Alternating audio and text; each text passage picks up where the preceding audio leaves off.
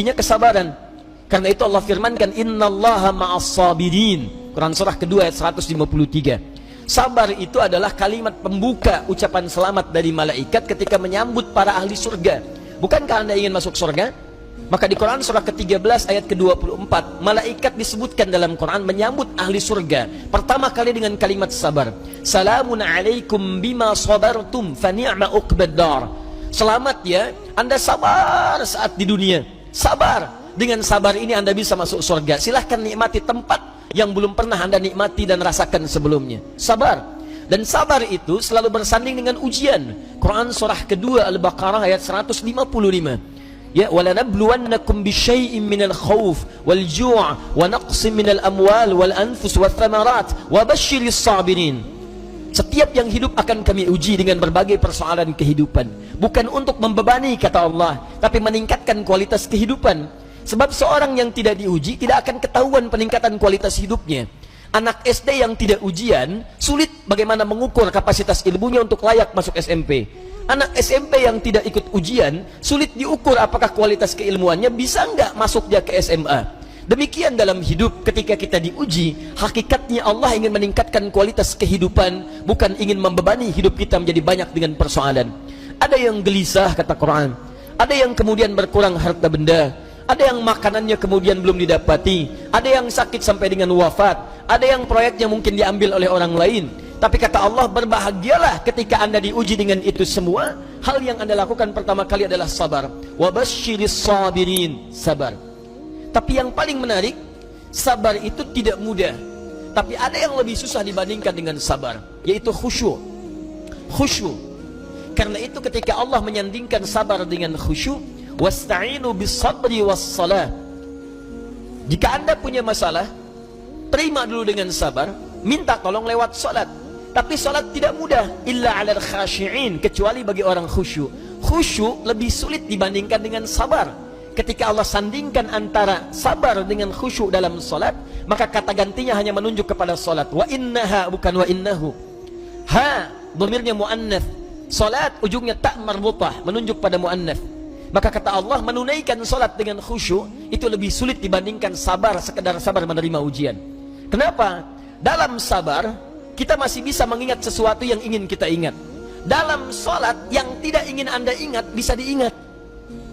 Silahkan cek Abu Dawud nomor hadis 857. Ketika Anda bertakbir mengucapkan Allahu Akbar, disitulah kata Nabi, setan akan membisikkan pada jiwa Anda, uzkur kada, uzkur kada. Ibu kalau belum takbir bu, biasa aja. Tapi begitu ibu mengucapkan Allahu Akbar, kata Nabi, setan di situ mulai bekerja. Ingat ini ya, ingat itu ya. Gak percaya silahkan nanti zuhur bu. Begitu ibu takbir, handphone, ingat WhatsApp belum dibalas, miss call belum dijawab, entah itu khairayara atau miss call syarayara. Pasti ingat tuh. Bahkan kata-kata saya ini ibu akan ingat tuh. Begitu ibu takbir, mulai bekerja. Ingat ya, kata Ustaz Adi, setan akan bisikin tuh. Itu setan bu, bukan saya. Muncul dia. Ya hatta la yash'ural musalli kam rak'atan yusalli. Sampai-sampai orang salat, kata Nabi nih, kalau Nabi bicara pasti akan terbukti. Sampai-sampai orang salat ada yang tidak sadar berapa rakaat sedang menunaikan salatnya. Oh. Muncul. Nah, kalau Anda ingin khusyuk bagaimana caranya? Ayat 46-nya mengatakan, ini poin kita. Alladzina yadhunnuna annahum mulaqu rabbihim wa annahum ilaihi raji'un.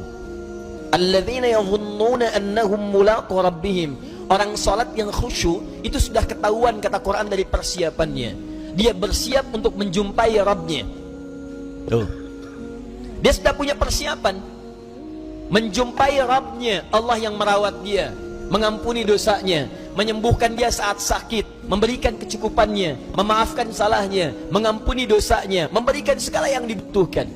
Maaf, pimpinan perusahaan saja hanya memberikan pada Anda bekal kehidupan dari gaji atas pekerjaan yang Anda lakukan. Anda sekarang diundang sama pimpinan jam 9 misalnya datang. Bukankah persiapannya luar biasa? Mandi, cari pakaian yang bagus, ya, kemudian mohon maaf sekali, sepatunya pun sampai dibersihkan dulu, rapi-rapikan, datang dengan penampilan luar biasa. Nah, orang yang menghadap pencipta pimpinan, pencipta segalanya, Malikul Mulki, menghadap kepada Allah, itu kata Quran kelihatan dari sejak persiapan akan beda dengan yang lain. Jadi kalau menghadap manusia saja sudah bagus, menghadap Allah lain. Ketika tiba panggilan dari masjid, Quran surah ke-7 ayat 31. Ya bani Adam khudhu zinatakum 'inda kulli masjid. Hai anak cucu Adam, kalau sudah tiba panggilan dari masjid, maka siapkan penampilan terbaikmu. Orang khusyuk beda. Begitu mendengar kalimat Allahu Akbar, Allahu Akbar, persiapan sudah bagus. Nah, jadi kalau anda sudah merasakan persiapan seperti itu, maka ketahuilah Allah sedang mencintai anda karena sedang meresapkan kekhusyuan dalam jiwa anda. Tapi kalau sebaliknya, dengar azan masih santai. Kok masih santai? Belum qomat. Dengar qomat belum siap-siap. Atau bahkan lebih dahsyat, dengar azan tapi sudah menolak. Allahu Akbar, Allahu Akbar, kecilin volumenya. Wah, ini masalah. Dan kita doakan supaya mendapatkan pencerahan lebih baik, bukan dicela karena mungkin belum siap menerima nilai kebaikan, sehingga doa kita bisa memudahkan itu untuk didapatkan. Begitu cara merespon sesuatu. Jangan selalu keburukan yang terlihat direspon dengan cara yang lebih buruk, tidak. Ya, mencegah kemungkaran bukan dengan cara yang mungkar. Hal yang pertama kita lakukan, tumbuhkan sikap ma'ruf, nilai-nilai kebaikan yang dengan itu kemudian mendapatkan simpati yang lebih baik dari sebelumnya. Anda punya tetangga, tetangganya muslim, laki-laki, beriman kepada Allah. Jarak dia ke masjid cuma 5 meter. Ini masjid, ini rumah dia. Speaker masjid menghadap ke rumahnya begini. Ya. Tapi dengar adzan belum tergerak untuk ke masjid, nggak mau dia ke masjid. Apa hukumnya? Hukum laki-laki beriman yang tidak mau ke masjid, rumahnya dekat dengan masjid. Apa hukumnya? Ini nasihat, bakar rumahnya. Main bakar aja. Sudah, hukumnya ajak dia ke masjid. Paham? Barangkali dititipkan oleh Allah jadi tetangga bapak supaya bapak dapat banyak pahala dari situ. Karena cuma bapak yang bisa ngajak, bukan dititipkan pada tetangga yang lain. Kenapa nggak anda ajak? Tetangga masa gitu? Ya, ajak dia. Ya ajak, doakan di malam hari, ajak di pagi harinya, ayo ke masjid, ayo ke masjid. Begitu dia ke masjid karena ajakan anda, maka setiap dia masuk masjid dan ibadah di masjid, anda mendapatkan bagian dari pahalanya. 2 lafaz hadisnya. Di hadis Muslim hadis 1402, man sanna fil islami sunnatan hasanatan falahu ajruha mithla ajri fa'iliha min ghairi an yankusa min ajriha syai'. Siapa yang mengoptimalkan sunnah-sunnah kebaikan dalam Islam, mengajak pada sesuatu kebiasaan dalam Islam, diikuti oleh orang lain, maka dia mendapatkan pahala dari yang mengikuti itu tanpa dikurangi sedikit pun. Sunnah kebaikan berjamaah, sunnah yang sangat ditekankan. Ayo ke masjid, ke masjid, ke masjid. Begitu orang itu ke masjid, baru masuk masjid, anda mendapatkan pahala dari orang itu tanpa dikurangi sedikit pun. Saya kasih info, kita ini baru nyampe masjid, alhamdulillah, di hadis Muslim disebutkan sudah mendapatkan 25 kebaikan. 25 itu 1 ke 2 jaraknya 500 tahun, 2 ke 3 500 tahun, 3 ke 4 500 tahun, sampai ke 25 nya baru masuk.